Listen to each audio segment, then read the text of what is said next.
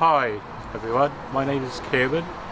I've just come back from this really good day and a sunny day in Southampton on a mental health awareness day to promote people that mental illness is still an issue today.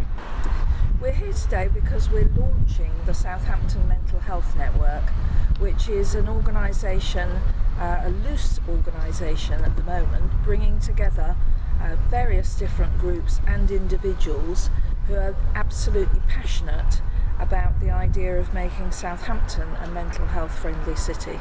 It is a newly established and growing network across Southampton. We are trying to make Southampton City a place where it is friendly to people who experience different levels of mental well-being, whether that's having a good day or having a not so good day. And the idea is that by working together, we will hold a more powerful voice. I came to Creative Options 2 years ago simply because I was suffering from mental health for a very long time. It started, if I was completely honest, when I was a child, but it got really bad when my partner died. But going to Creative Options every Wednesday in the church in the city centre, Fremantle Church, it helps me to get me out of my flat and meet like-minded people who've got similar mental health problems. Now I am MD, Managing Director of Create&Prosper, which is a venture set up to promote arts for well-being across Southampton. And one of the reasons that I set it up is due to my own recovery from not feeling very well mentally, and art and the crafting process was definitely instrumental in me managing to reframe my thinking and manage myself and my symptoms in a way that I can be a more productive and useful member of society. I've always been gifted in the arts, had an interest in the arts. However, what I have more recently learned, I did a foundation diploma in art therapy, and now I understand why that is the case, because arts activities access a part of the brain that is from when we were literally reptiles. It's called the limbic brain. By making things that is non-verbal, we're using that part of the brain, and so we're stimulating the very part of the brain that actually helps us to reframe our thinking and to self-manage. We are Southampton's first only board game cafe. We run a safe space where people can come and play from our library of board games that we have. We have over 700 board games. The reasons we set up were things such as board games change behaviours, board games help with social isolation, board games help build up resilience, resourcefulness. We run Acacia Dreams, it's based in St Denis Community Centre. We run the group at every first Wednesday at 7:30. We are obviously focused on supporting people with eating, food and body image issues, but a lot of what's talked about in the meeting isn't related to that. Often that is a symptom of a bigger issue, and it's a way that people cope with other stuff that's going on in their lives. Always had a bit of a weird relationship with food, and yeah, it accelerated kind of pre-teen, I guess. And I think it's important that in times of high stress, and I know a lot of people, you can have different stages of recovery. You can have complete remission, you can be in very, very different, it's very personal to different people what they consider as recovery, but also that there are stressful environments where it's a bit like other issues where they can kind of rear their heads at really difficult times in people's lives. So it's something that I think people just have to keep a mental check on.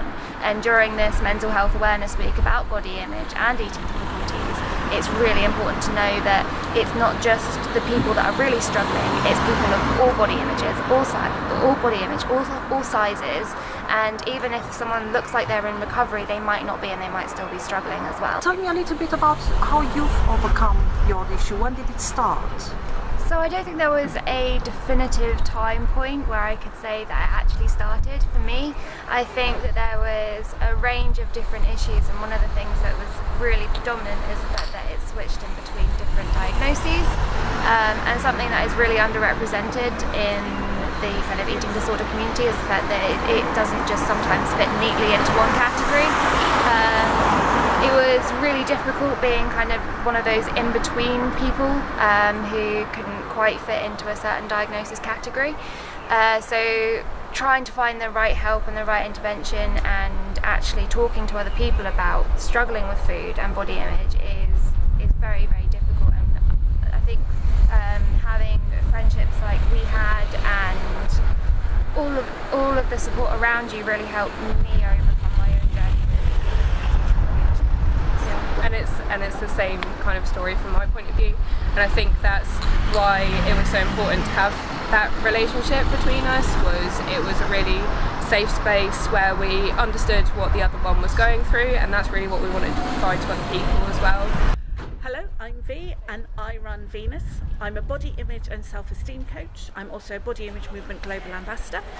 There are about 150 of us in the world now, so I think I'm the only one on the South Coast. So that's very good. What I do, I work with people on a one-to-one level. I also work in small groups, and I'm in the process of setting up a CIC so I can take what I do into schools. My journey started years and years ago. When I was much younger, I grew up in a family that weren't very kind, so I was brought up being told I was fat and ugly on a regular basis. I hid, I wore black, I had my hair down, I didn't like being looked at. I thought if people did look at me, it was because I was so ugly that people were telling me, believing that I should be at home and not scaring small children. And I got very ill from it all. And then I realised I had to make a change in my life. A very long story short, I started going to burlesque lessons. I started performing burlesque. I then got asked to teach burlesque because I don't look like an ordinary burlesque teacher, whatever one of them is. Then I started wearing vintage clothes, and I'd go to vintage events and people would see me dancing and they'd go, "You don't look like an ordinary dance teacher, so can you teach me that as well?" So I started teaching that. And then people were seeing the results I had with the people I worked with and how much better they felt about themselves.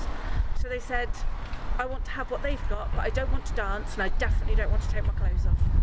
So that's when the body image coach came into it. So it's all been very organic, and I'm doing what I do because people have seen my results. Because everything I do is about being inclusive of all bodies, of all shapes, and living vibrantly with who they are, I found this picture of a pin-up from the 60s. And this is Hilda, and she's amazing, and this is how I want everyone to feel about their bodies. And it might not be every day, but at least if some of the time they feel that they could frolic through buttercups, that would be amazing, and that's what I do. I'm running Time to Thrive, so this is Time to Thrive, which is, I'm running group life coaching courses. At the moment I'm running open ones and ones with Creative Options, mental health charity. The idea of Time to Thrive is group-based, people coming together to look at how they can thrive. How we can thrive has been a real fascination for me since about the age of 8 when I started the Happy Club at school.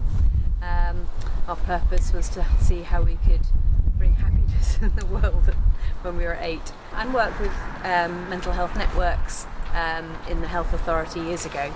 So the interest is how we work together and how we live together in ways that bring out the best, so that enable people to thrive, that are life enhancing for themselves, but also make the maximum contribution to each other. Now, we already know that there are a huge number of opportunities to do that in Southampton. There are resources out there that quite often people just are unaware of.